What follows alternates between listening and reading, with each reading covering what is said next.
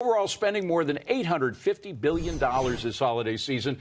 So are these sales figures a better gauge of the strength of the economy than the markets have been? Joining us now to discuss is former Walmart CEO Bill Simon. Bill, great to see you. Happy holidays. Now, there's a lot of talk about recession. I have never seen sales like this right before a recession. Have you?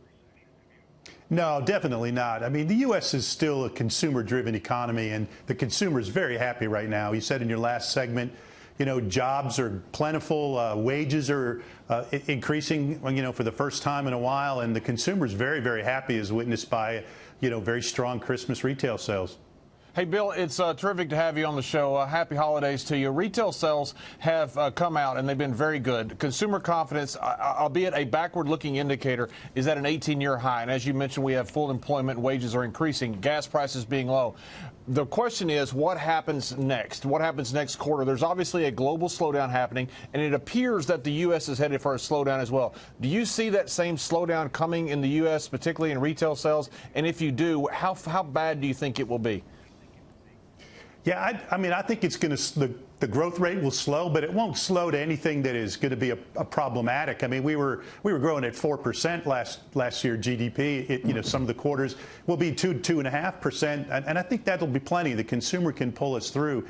I think if we can manage to stay out of our own way and not Chicken Little ourselves, the sky's falling to death. I think the consumer will be buoyant, and the consumer can pull us through whatever the global slowdown impact might be. So, Bill, I wonder if a question more relevant to Walmart stores in particular, tariffs. If we actually see the president put that 25% tariff on so many Chinese goods, which he tells us he doesn't want to see happen, he's trying to work that out.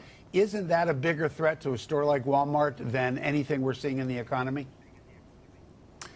Well, I mean, just to be clear, 2/3 of what Walmart sells is either, manufactured or grown in the U.S. So it'll have an impact on about 1/3 of their products that are imported, and only a portion of that from China, and then only the part of the cost of goods where the tariff is where the cost will be, where the price increases will be. So it will have an impact on the consumer, but it's not a 25% increase or as devastating an increase as you might think it would be. But I am probably like David, hopeful that it'll get resolved. I think there's enough incentive to both parties to get this thing solved in one form or fashion in the coming months.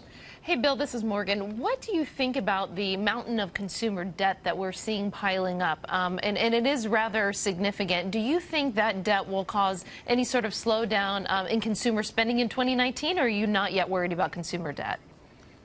Yeah, hi, Morgan. I think consumer debt's a problem, but not a problem in the midterm, probably more of a problem in the long term. It takes a while to get to to have the cumulative effect to slow down the economy from a consumer perspective. As long as wages keep going up, the consumer can afford to take a little bit more debt, and I think that's what we'll see through 2019. Beyond that, it'll be hard to say. What about the news itself, Bill? I mean, excepting Fox Business, of course, we don't do anything that gets consumers nervous, but there is a lot of nerve-rattling news that's been coming out. Earlier in the week, we had this phone call that Steve Mnuchin made to the bank. Some people kind of panicked on that. I mean, does all this negative news, and of course the media hate Trump, and so there's more than our share these days, does that affect consumers?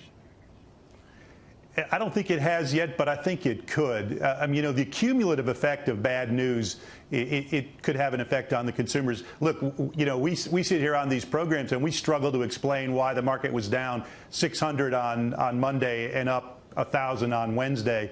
It really baffles us. So the consumer doesn't even sort of process that. But the cumulative effect of tariffs, market dynamics, and interest rates, and Mueller investigation, and secretaries coming and going in the administration, I think in time can wear on the consumer, and hopefully some of that will stabilize as we get into the new year. Bill, this is Gary Kalpam. I wanted to ask you something different. I printed out today I Googled the words defunct retailers of the United States, and it is a who's who of small, medium, big, and actually gargantuan size retailers. But Walmart continues to thrive. I think about $500 billion in yearly sales now. Can you tell fledgling retail entrepreneurs or just entrepreneurs generally, what's the difference that Walmart, what are the traits and characteristics that they have that made them thrive while others have gone by the wayside? Yeah, that's a great question, and it's so true.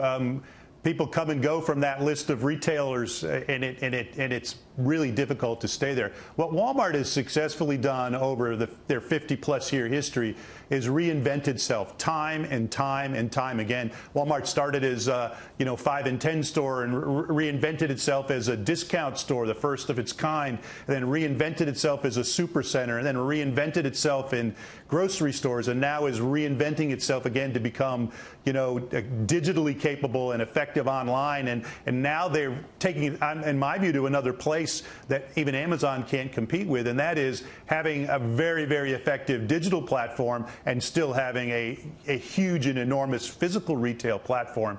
And they've just successfully reinvented themselves, never been content with the status quo, and never tried to turn their business into a cash cow, not afraid to invest.